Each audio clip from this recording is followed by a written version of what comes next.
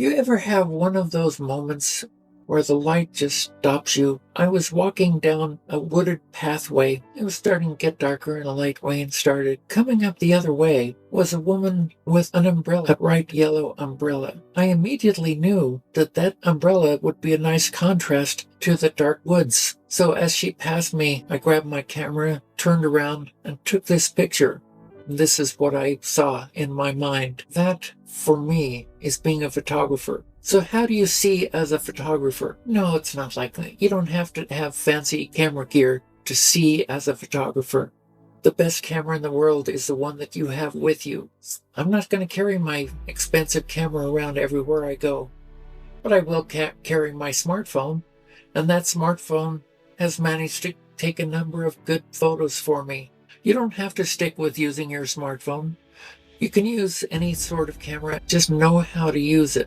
Seeing like the photographer isn't looking like a photographer. Seeing as a photographer.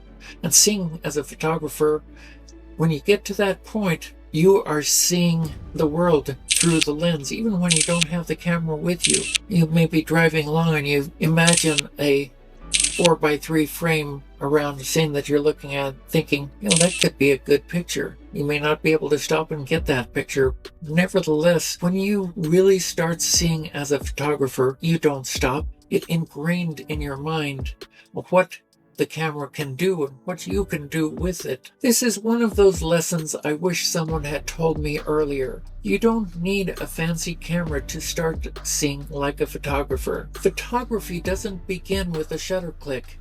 It begins when you notice light, texture, shadows, color, the weirdly perfect symmetry of chairs in a waiting room.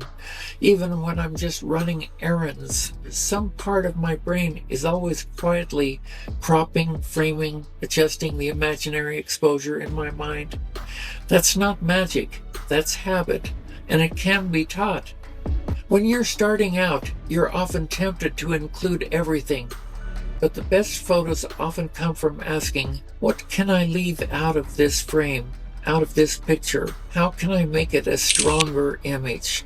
Your eyes start doing it even when you're not holding a camera. You look at a busy scene and instinctively frame it tighter, simpler. It's like having your own inner editor on speed dial. Honestly, light is the diva of photography. She shows up late, steals the scene, makes everyone look better when she hits just right. But once you start noticing her, oh boy, you can't stop.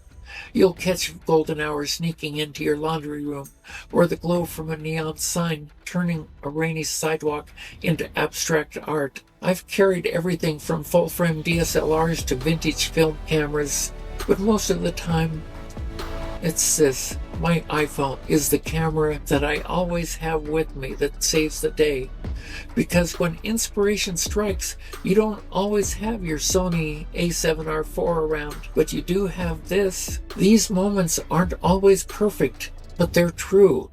And they train your eye every single day. Want to learn how to really see? This is exactly why I built my online course, a free online course, by the way, to help people like you, not pros, not influencers, just regular folks who want to take better photos of the world around them. So we talk light, we talk story, we talk how to use what's in your hand.